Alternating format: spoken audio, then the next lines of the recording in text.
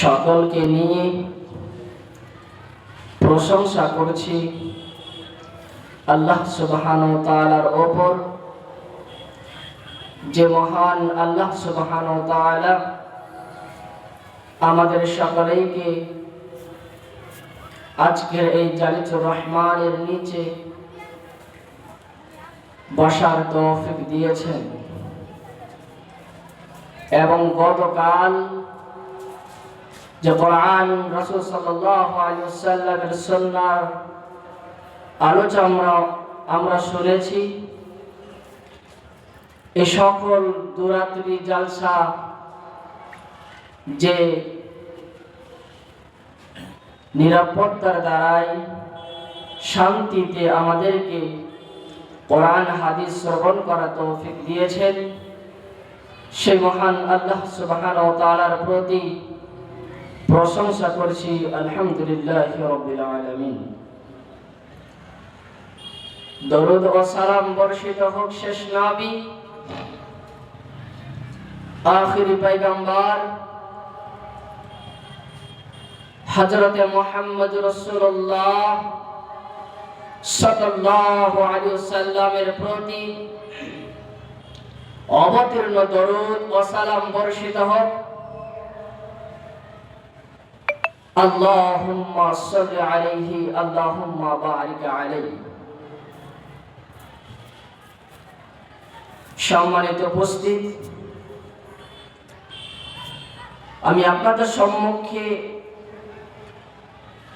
বেশি সময় না নিয়ে অল্প সময়ের মধ্যে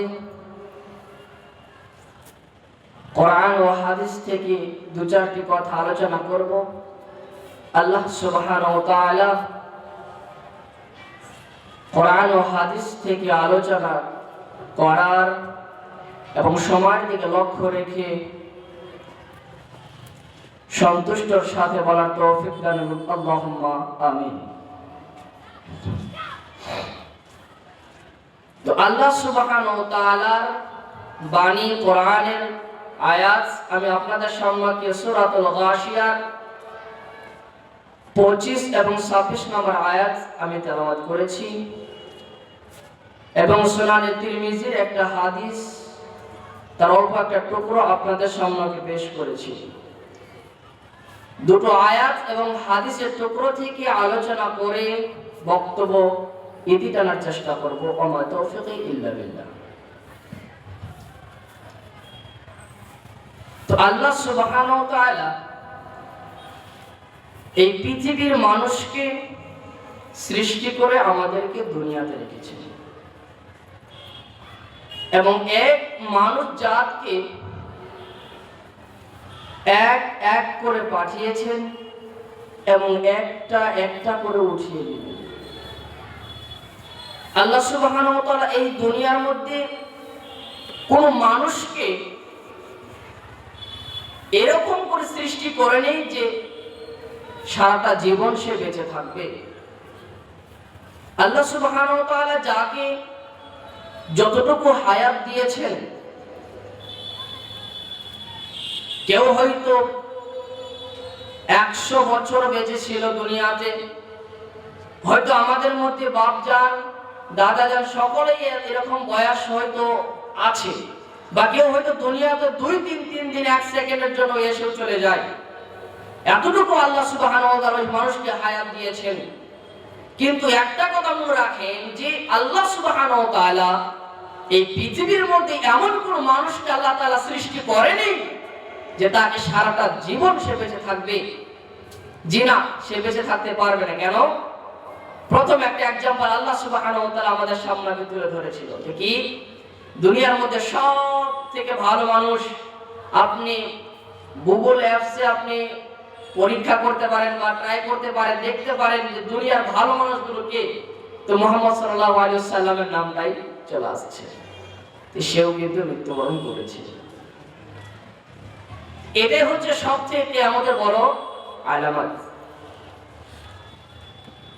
যে দুনিয়ার মধ্যে আল্লাহ সুবহানাহু ওয়া তাআলা যে সকল মানুষকে, যেই নবীকে আল্লাহ তাআলা বেশি পছন্দ করেন, বেশি ভালোবাসেন, সেই নবীকে আল্লাহ সুবহানাহু ওয়া তাআলা নিয়েছেন তার মানে পৃথিবীর সকল মানুষকে মৃত্যুবরণ করতে হবে, সকল মানুষকে কিয়ামতের দিন তিনটি সওয়ালের জবাব দিতে হবে, সকল মানুষকে কিয়ামতের ভয়াবহ আলামত আমাদেরকে ভোগ করতে হবে, সকল মানুষকে হিসাবের কাঠগড়ায় দাঁড়াতে হবে, সকল মানুষকে আল্লাহ সুবহানাহু ওয়া তাআলার সামনে দাঁড়াতে হবে এবং দুই ভাবে বিভক্ত করা হবে।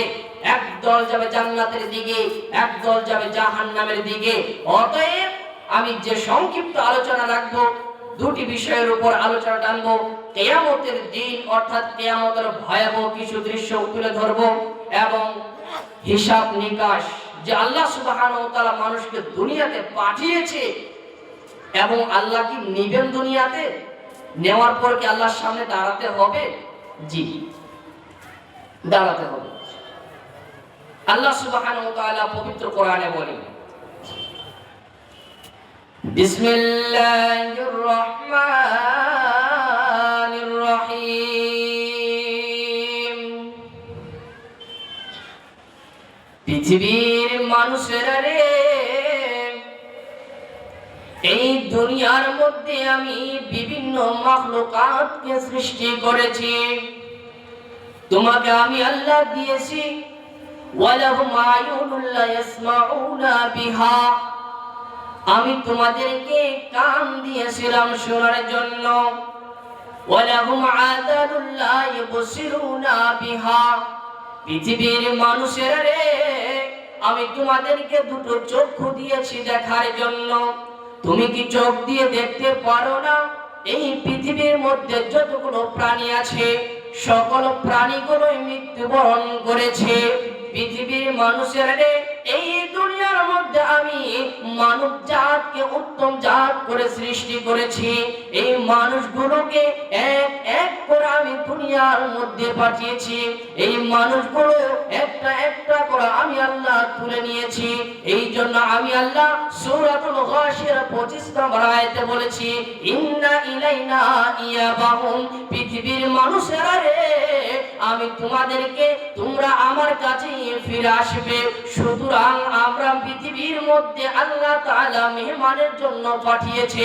একজন মানব যখন অপর একজন মানুষের বাড়িতে যায়, যেই যতটুকু ওই বাড়ির মধ্যে থাকবে তার সঙ্গে ভালো আচরণ করার চেষ্টা করবে, তার সঙ্গে ভালো ব্যবহার করার চেষ্টা করবে, তাকে সম্মান করার চেষ্টা করবে, তার ভালোবাসার নেওয়ার চেষ্টা করবে। আল্লাহ তাবারক ওয়া তাআলা বলেছেন, ইন্না ইলাইনা ইয়াবাহুম, নিশ্চয় নিশ্চয় তোমরা আমার কাছে ফিরে আসবে।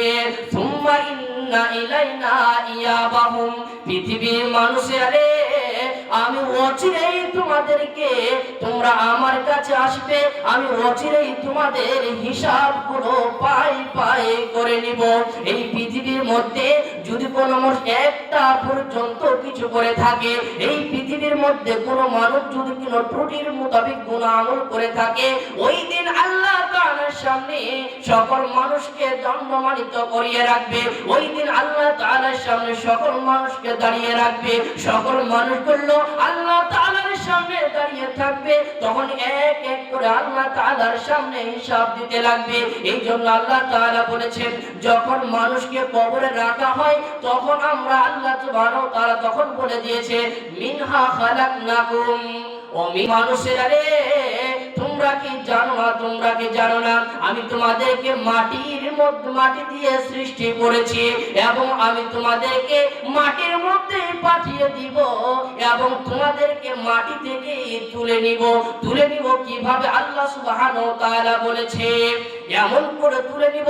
আল্লাহ সুবহানাহু ওয়া তাআলা বলেন, ওয়াইদাল কুবুর বুসিরাত, আল্লাহ সুবহানাহু ওয়া তাআলার ফেরেশতা ইসরাফিল আলাইহিস সালাম যখন সিনকায় ফুঁক মারবে, তখন কবরের মধ্যে থেকে মওতগুলো, যারা মৃত লাশ হয়ে পড়ে আছে, তারা কবরের মধ্যে থেকে ছিটকে ছিটকে বেরিয়ে আসবে। এই জন্য মুফাসসির کرام বলেছেন, বুসিরাত শব্দের অর্থ হচ্ছে উল্টে যখন চলে আসবে, ওই কবরের মধ্যে থেকে ছিটকে ছিটকে বেরিয়ে আসবে।